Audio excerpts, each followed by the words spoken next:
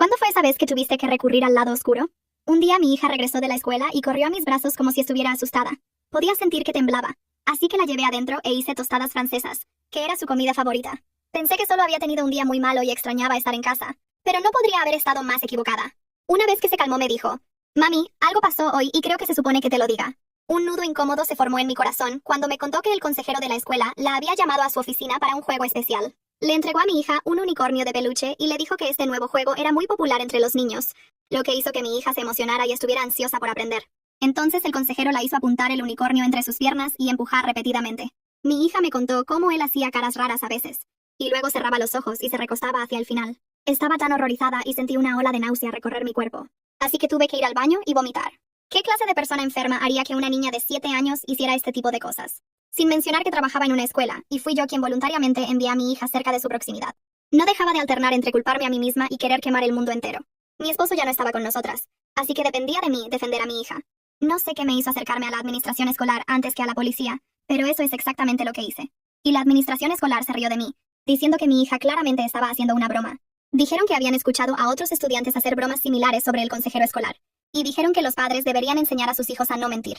Para cuando llegué a la estación de policía, la escuela ya los había llamado y explicado la situación. Pensaron que era una madre loca que estaba tratando de dar mérito a la mentira sucia de mi hija. Había mirado directamente a los ojos de mi hija cuando me contó esta historia, así que sabía que estaba diciendo la verdad. Pero nadie quería creerme, y sentí que estaba en una pesadilla. Fue entonces cuando recordé algo importante, y corrí de vuelta a casa para abrir mi caja fuerte de joyas. Adentro había una nota que no había mirado por mucho tiempo. Verás, aunque actualmente era doctora, había sido una enfermera muy inexperta en algún momento. Y una vez, un hombre de aspecto muy severo con muchos tatuajes en la cara entró a nuestro hospital con una herida de bala.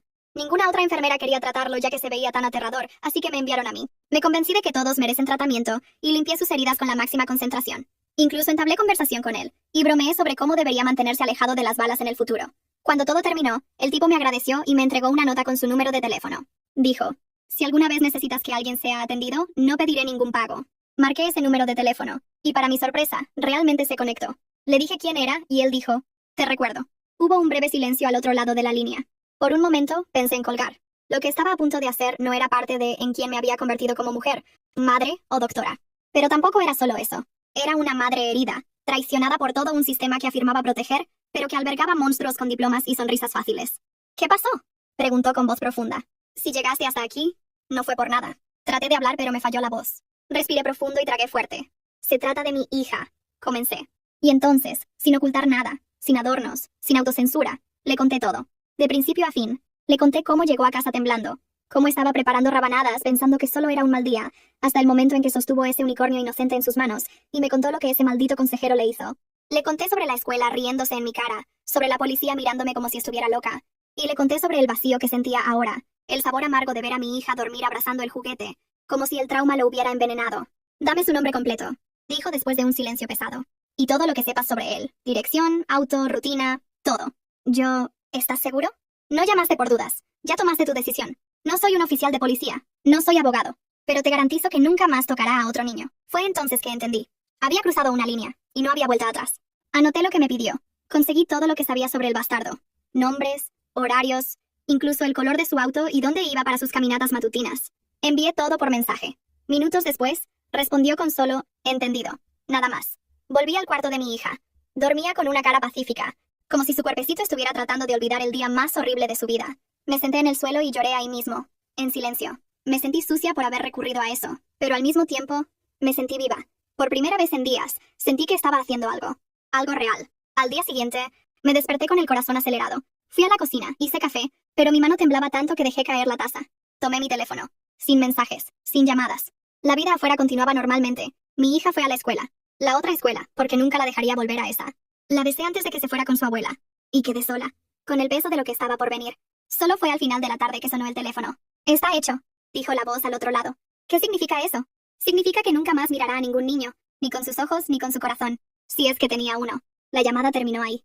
Mis piernas se debilitaron. Me senté en el sofá y miré la pared. Eso era todo. Había pasado, pero nada apareció en el periódico. Ninguna noticia en la radio, ningún titular. Solo silencio. Tenía miedo de preguntar más. Miedo de descubrir los detalles. Pero parte de mí estaba en paz. Al día siguiente la directora de la escuela me llamó. Dijo que lamentaba profundamente el malentendido, que estaban reevaluando al personal docente, y que el consejero había solicitado licencia por problemas personales. Quise reírme, pero solo dije, Ahora es demasiado tarde. Colgué. Pero las consecuencias comenzaron a emerger. La policía vino a buscarme otra vez. Dijeron que había desaparecido misteriosamente. Se desvaneció del mapa. Ninguna señal de él en ninguna parte. Sin cámaras, sin actividad de tarjetas. Simplemente se evaporó. Fingieron que era una investigación simple, pero podía sentir en sus ojos que sabían. Y que me sospechaban. No había evidencia. Sin huellas dactilares, sin cámaras, sin testigos. Pero sabían. Comencé a dormir mal. Tenía pesadillas con sonidos de sirenas, con la policía tocando mi puerta, con mi hija mirándome asustada. Pero al mismo tiempo, también soñaba con él pagando, llorando, sintiendo miedo, sintiendo lo que ella sintió. Solo días después recibí un último mensaje del número. La deuda ha sido pagada. Ahora sigue adelante. Él no fue el primero, y por lo que descubrí, no habría sido el último. Eliminé el mensaje. Eliminé el número. Quemé la nota vieja. Y entonces me senté en el cuarto de mi hija viéndola jugar en silencio. Y en ese momento, aun sabiendo que me había sumergido en las sombras, por primera vez, no sentí vergüenza. Sentí que la había salvado, que hice lo que nadie más haría. Y si alguien se atrevía a decir que estaba mal, le devolvería la mirada y preguntaría, ¿qué harías tú, si fuera tu hija? Esa pregunta resonaba en mi cabeza todos los días, en bucle. Me acompañaba mientras lavaba platos, mientras manejaba al hospital, mientras trataba pacientes que confiaban en mí sin siquiera imaginar lo que había hecho, sin saber qué tan lejos puede llegar una madre por justicia. Y no era solo dentro de mi cabeza que las cosas comenzaron a cambiar. Una semana después de la licencia voluntaria del consejero, la escuela envió una carta oficial a todos los padres, con disculpas genéricas sobre procedimientos siendo reevaluados y preocupaciones recientes sobre conducta profesional. Estaban tratando de limpiar la imagen de la escuela como si todo fuera solo un error administrativo. Patético. Pero los niños... los niños hablan. Mi hija llegó a casa al final de esa semana diciendo que una amiguita le contó que el hombre del unicornio se había ido porque era un hombre malo, y que otras niñas, de otras clases, también habían llorado por su culpa. Sentí que mi sangre se helaba. ¿Cuántos niños habían sido lastimados mientras los adultos volteaban la cara? Sabía que lo que hice no borraría lo que le pasó a mi hija.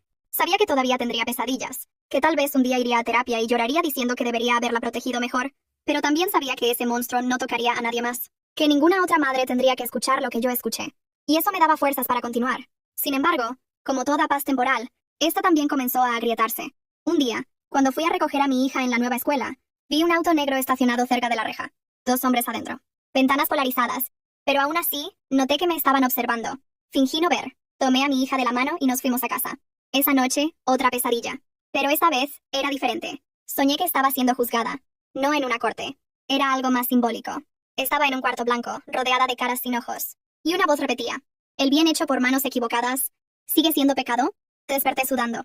Me levanté de la cama y fui a la ventana. El mismo auto negro estaba estacionado al otro lado de la calle. Inmóvil. Sin señal de movimiento. Tomé mi teléfono. Saqué una foto. Llamé a la policía, disfrazando mi voz para no alarmar a mi hija. Anotaron la placa. Dijeron que investigarían. Nunca me devolvieron la llamada. 2 días después, recibí una citación para dar testimonio. Se trataba de la desaparición del consejero escolar. Alegaron que podría haber sido víctima de represalias o involucrado en crimen. La sangre desapareció de mi cara. Había sido cautelosa. Demasiado cautelosa. No había dejado rastros. Y el hombre que me ayudó era alguien del submundo, invisible al sistema. Pero ¿y si...? En la estación de policía, el cuarto estaba frío. La detective, una mujer con ojos duros, me hizo preguntas directas. ¿Tuvo algún contacto reciente con el consejero escolar? No. ¿Algún desacuerdo con él? Solo lo que reporté formalmente. Mi hija reportó comportamiento inapropiado. Pero la escuela dijo que no encontraron nada concreto. Eso no significa que no haya pasado, respondí firmemente. Me miró como alguien que mira un rompecabezas al que le faltan piezas. Sostuve su mirada. Adentro mi estómago se revolvía, pero afuera era una pared. ¿Y conocía a alguien que pudiera querer hacerle daño? Probablemente muchas personas. Si lo que les hizo a los niños era un patrón, debe haber coleccionado enemigos. La detective anotó algo y luego me despidió. Salí de ahí tambaleándome, pero con la convicción de que mi silencio necesitaba durar. Esa noche, cerré todas las puertas con llave. Apagué el teléfono. Dormí con un bate de béisbol al lado de la cama. Días después, me sorprendió algo que me desequilibró completamente. Llegué a casa y encontré a mi hija llorando en el baño. Tenía el peluche del unicornio en sus manos, apretándolo fuerte, como si quisiera aplastarlo. ¿Qué pasa, mi amor? Se tardó en responder. Sollozaba tanto que no podía respirar. Cuando finalmente habló, las palabras llegaron cortantes. Yo recuerdo todo. Recordé su cara. Soñé. Él me hizo prometer que no le diría. Que si le decía, aparecería en la noche y te llevaría... Sentí que mi corazón se hizo pedazos. Me arrodillé y la abracé. Quería gritar. Quería explotar. Pero solo respiré con ella. Hasta que se calmó. Hasta que su mundo cupiera de nuevo en los brazos de una madre. Después de que se durmió, salí al balcón y enfrenté el cielo estrellado. Había hecho lo que necesitaba hacer. Pero ahora quería más. No era suficiente haber eliminado a un hombre. Quería a la escuela, la directora, aquellos que sabían, aquellos que se rieron de mí. Ellos serían los siguientes. Quería la escuela. Esa noche, entre los sollozos de mi hija y la rabia pulsando bajo mi piel, Algo dentro de mí se transformó. Ya no era solo la madre buscando justicia. Ya no era una mujer con bata blanca tratando de mantener dignidad ante un sistema podrido. Era la tormenta que pretendían no ver venir. Tomé mi laptop y comencé a investigar. Nombre por nombre. Dirección por dirección. Ingresé el nombre completo de la directora en la búsqueda de registros públicos. Encontré su participación en consejos educativos, eventos, reuniones políticas. No era solo una educadora. Era una mujer bien conectada. Fotos con concejales, columnas en periódicos locales, daba conferencias sobre ética educativa. La ironía me corroía, y entonces encontré lo que necesitaba. Una denuncia vieja, archivada. Hace 10 años, la misma directora había sido citada en un proceso que involucraba omisión ante conducta inapropiada de un empleado. Pero el caso había sido encubierto, archivado por falta de evidencia. Nada pasa por casualidad. Eso era un patrón. Imprimí todo. Armé un expediente. Adjunté reportes de madres en grupos de redes sociales. Algunas, cuando vieron mi publicación anónima, enviaron mensajes contando sobre comportamientos extraños del mismo consejero. Nadie había tenido el valor de exponerlo. La mayoría se silenciaron por miedo a represalias o vergüenza. Eso es lo que hacían. Encubrían, desacreditaban, destruían. Pero no conmigo. La semana siguiente, presenté una denuncia formal contra la administración escolar. Contraté a un abogado que ya había demandado instituciones por daños morales graves. Reuní todas las capturas de pantalla, audios, documentos. Hice todo legalmente, cuidadosamente, como un cirujano abriendo una herida infectada. La respuesta de la escuela llegó rápido. Una nota pública en el periódico diciendo que lamentaban profundamente que el dolor de una madre se transformara en ataques infundados contra el honor de profesionales dedicados. Hipócritas. Comencé a ser vigilada. Mi auto fue rayado. Recibí una carta anónima con una oración escrita en letras recortadas. Ya has causado demasiados problemas. No me intimidé. Si querían guerra, les mostraría que estaban jugando con fuego hasta que encontraran a alguien dispuesta a quemarlo todo. En el hospital, mi jefa me llamó para hablar. ¿Está todo bien en casa?, preguntó con voz cargada. ¿Por qué la pregunta?, repliqué. Recibimos una llamada anónima diciendo que tal vez estabas emocionalmente inestable. Una queja informal. Contuve la risa. Querían desestabilizarme. Querían cortar mi voz donde era más fuerte. Estoy bien. Y si necesitas un certificado emocional, puedo pedirle a mi psicólogo que escriba uno. Era mentira. Nunca había hecho terapia en mi vida. Pero necesitaba parecer inquebrantable. Al día siguiente, mi abogado consiguió una audiencia con un fiscal que, según él, era padre de 3 niñas. Cuando escuchó mi reporte, sus ojos se llenaron de lágrimas. ¿Me traes nombres? ¿Evidencia? Traje todo, respondí, empujando el expediente a través de la mesa. Lo hojeó con la atención de un padre que acababa de entender el peligro real. Voy a llevar esto adelante. Puede tomar tiempo, pero créeme, no lo archivaré. Cuando salí de ese edificio, mis rodillas temblaban. No sabía si el fiscal mantendría su palabra, pero era la primera vez que veía que la cara de un adulto reaccionara con empatía real, sin tratarme como histérica o mentirosa. Pero mi hija todavía estaba luchando con sus fantasmas. Una noche, desperté con un grito. Corrí a su cuarto y la encontré en pánico, señalando la puerta del closet. Estaba ahí, mami. Apareció, lo vi. La abracé fuerte, sosteniendo sus manitas sudorosas. Ya no puede lastimarte. Nunca más. En el fondo, sabía que el trauma no se iría con un ya terminó. Que se pegaría a ella como una sombra. Pero era mi misión ahora guiar a esa niña a través de la oscuridad, con cada paso firme que daba afuera, cada nombre expuesto, cada acción tomada, cada persona responsabilizada. Todo esto sería un ladrillo en el muro de protección alrededor de ella. Pero los enemigos se multiplicaron. Recibí emails de cuentas falsas, amenazas veladas. Una de ellas decía: ¿quieres tumbar la escuela? Caerás con ella. No la eliminé. Guardé todo. Se lo mostré a mi abogado. Él suspiró. Estamos molestando a las personas correctas. Y entonces algo pasó. Un periodista de investigación me contactó. Dijo que vio mi denuncia y estaba siguiendo el caso. Que tenía fuentes internas. Que había un patrón de proteger agresores dentro de la red escolar, no solo en esta escuela. Dijo que este consejero, el que desapareció, ya había pasado por otras instituciones. Y que la directora actual, ¿adivina qué? Había sido responsable de proteger a otro empleado involucrado en un escándalo encubierto en la ciudad vecina. Era más grande de lo que pensaba. Estaba dentro de un sistema enfermo. Pero ya no era una pieza frágil. Era el cortocircuito. Y en lo profundo de mi pecho, mientras veía dormir a mi hija, me prometí: mientras esté viva, ningún niño será silenciado como lo fue la mía. Esa frase se convirtió en mi combustible, pero también se convirtió en mi sentencia. Los días siguientes se convirtieron en una danza cuidadosa entre mi trabajo, las amenazas veladas y el miedo constante de ser seguida. Comencé a cambiar mis rutas. Comencé a dejar a mi hija con la vecina en lugar de ir directamente a recogerla en la escuela. Siempre vigilaba los espejos retrovisores. Siempre desconfiaba de autos que disminuían la velocidad demasiado cerca. Pero continué. El periodista que me contactó volvió a comunicarse, esta vez con algo aún más perturbador. Tengo una grabación, dijo, en tono bajo, casi con miedo de ser escuchado incluso a través de la llamada. ¿De qué?, pregunté con el corazón acelerado. Una conversación entre la directora y otro empleado. Fue grabada por un conserje. Hablan sobre controlar la narrativa y mencionan que no pueden permitir que la doctora desestabilice la estructura de la escuela. Y más, hay una parte donde ella dice que el consejero sabía demasiado. Las palabras me dejaron helada. ¿El bastardo que lastimó a mi hija sabía demasiado? ¿Sabían? ¿Puedes enviármelo?, pregunté. Sí, pero ten cuidado. Has revuelto un avispero. Y ahora hay más personas observándote de las que imaginas. Escuchar esa grabación fue como recibir un golpe. La directora hablaba fríamente. Usaba expresiones como, los medios olvidan rápidamente, y la reputación de la institución es más importante que una niña desequilibrada. Temblé de rabia. Y más que nunca, sentí que tenía razón. No solo sabían lo que estaba pasando, eligieron proteger al agresor. A la mañana siguiente, llamé a mi abogado y le pedí que duplicara las medidas de seguridad alrededor del caso. Sugirió que saliera de casa por un tiempo. Quédate en un hotel. No le digas a nadie dónde estás. Toma a tu hija y desaparece por unos días. Presentaremos las grabaciones en la fiscalía, con total secreto. Eso es lo que hice. Le dije al hospital que tomaría licencia por razones personales. Tomé a mi hija y nos fuimos a una posada lejos de la ciudad. Un lugar sin mucho movimiento, rodeado de bosque, con cabañas simples. Pensé que sería bueno para ella respirar aire diferente. Pensé que el mundo se sentiría más ligero. Pero el trauma viaja con nosotros. En una noche lluviosa, tuvo otra crisis. Despertó gritando, diciendo que escuchó el ruido del unicornio y que el hombre iba a venir por la ventana. La abracé fuerte, canté suavemente la canción que le gustaba y juré que todo estaría bien. Pero estaba destrozada. Nada me preparó para ver a mi hija luchando con recuerdos tan pesados en un cuerpo tan pequeño. Al día siguiente, recibí un sobre bajo la puerta de la cabaña, sin dirección, sin marca, solo una hoja con letras grandes escritas a mano. Puedes correr, pero estás arrastrando a una niña inocente al fuego contigo. Para. Quedé paralizada. Lo primero que pensé fue, ¿cómo nos encontraron aquí? Llamé a la administración de la posada. No habían visto nada. Ningún extraño, nadie nuevo.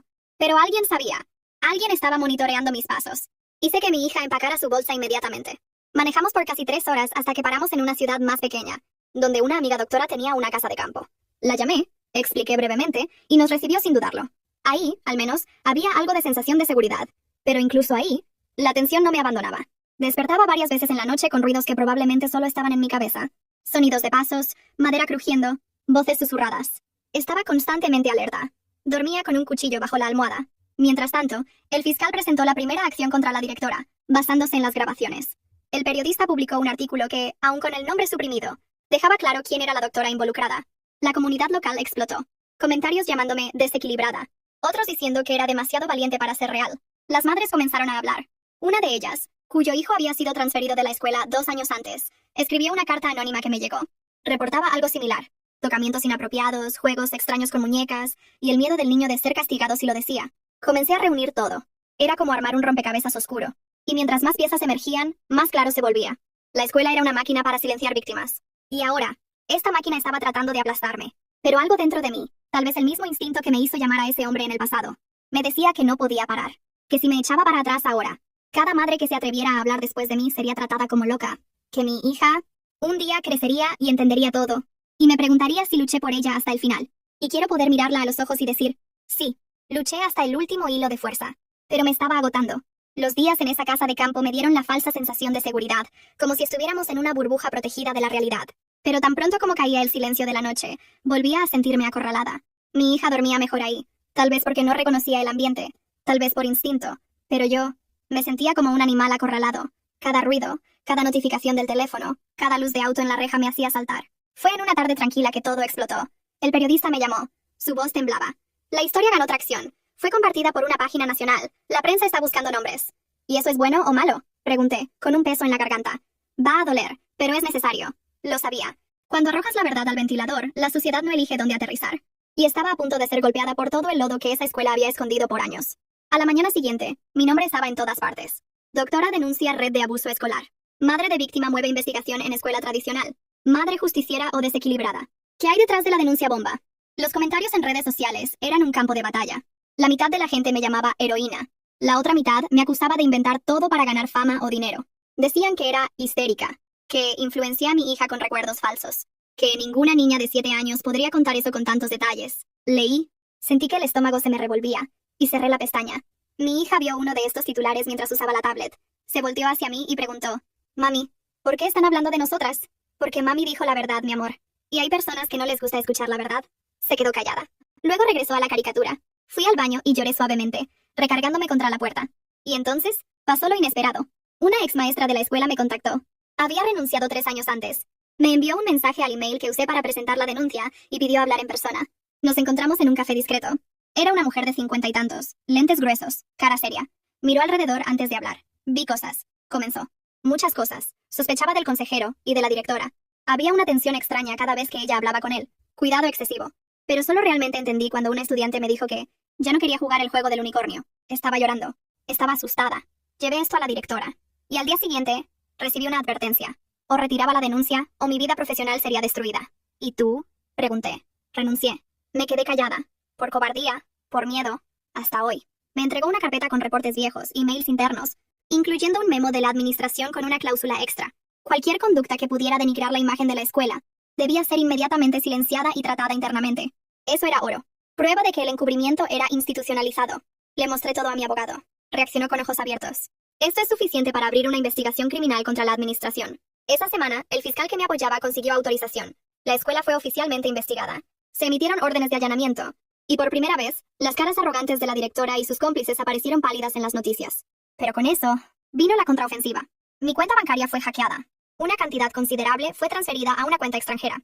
La policía me llamó, insinuando que podría estar tratando de lavar dinero con la exposición mediática. Mi nombre fue arrastrado por el lodo por unas semanas. Mi licencia médica fue puesta bajo evaluación por presión de una denuncia anónima. Fui suspendida del hospital donde trabajaba por prudencia institucional.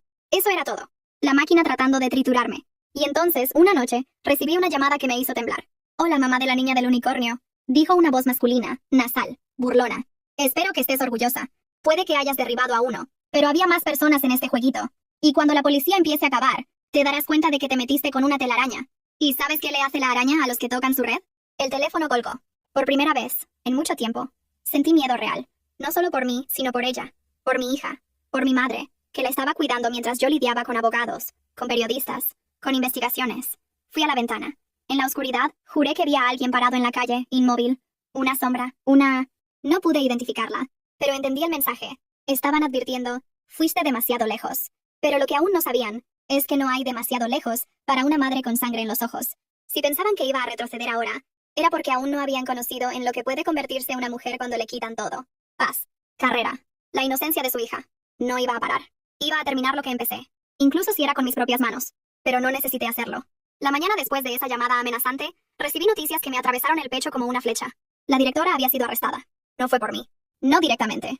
La red de investigación había revelado algo aún más grande.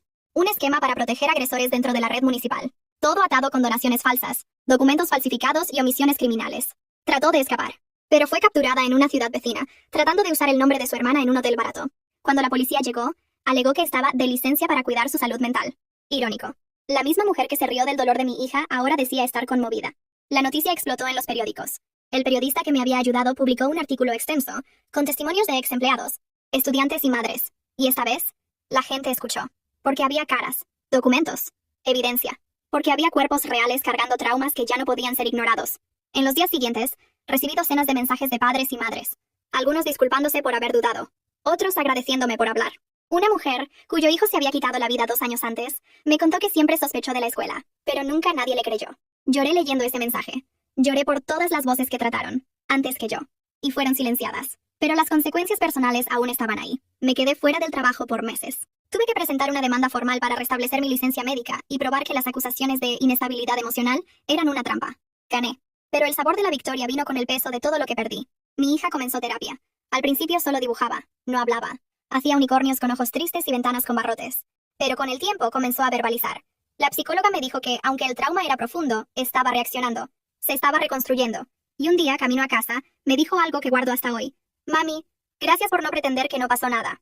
Eso valió más que cualquier sentencia, titular o victoria legal. Un año después, recibí una invitación para participar en un congreso médico sobre salud mental infantil. Decliné. Aún no estaba lista. Pero cuando fui a la librería un día, vi mi nombre citado en un libro reporte sobre el caso. Hablaban de mí como la madre que prendió fuego al silencio. Sonreí. No por vanidad, sino por saber que esa mujer, que una vez preparó rabanadas pensando que su hija solo estaba triste, se había convertido en una fuerza que derribó gigantes. En cuanto al hombre de la llamada, nunca volví a saber de él. Ni del primero, el tatuado con quien hablé esa noche, ni de ningún otro involucrado. Fue como si se hubieran disuelto en el aire. Una pieza sucia del mundo que me prestó su sombra para hacer justicia. Y luego desapareció. Hoy, vivo más simplemente. Me mudé a una ciudad más pequeña. Mi hija estudia en una escuela donde todos los maestros conocen su nombre y su historia. Donde puede respirar. Volví a ejercer como doctora, pero medio tiempo. El resto del tiempo lo dedico a guiar a madres que pasaron por lo mismo que yo. He participado en investigaciones, ayudado a abogados, escrito artículos, algunos publicados, otros bloqueados, pero todos sinceros. Y con cada nuevo reporte que llega, cada nueva madre que me dice, nadie me creyó, recuerdo lo que me trajo aquí. El olor de las rabanadas, la mirada de mi hija, el papel con el número de ese hombre tatuado. Hoy, la gente me llama fuerte, una guerrera, pero sé quién soy. Soy una mujer que vio el abismo en los ojos de su propia hija, y decidió saltar en él para arrancar al monstruo con sus propias manos. ¿Y si eso me hace peligrosa a sus ojos? Entonces perfecto. Porque madres como yo, que perdimos el miedo, son exactamente el tipo de mujer que estos monstruos deberían temer.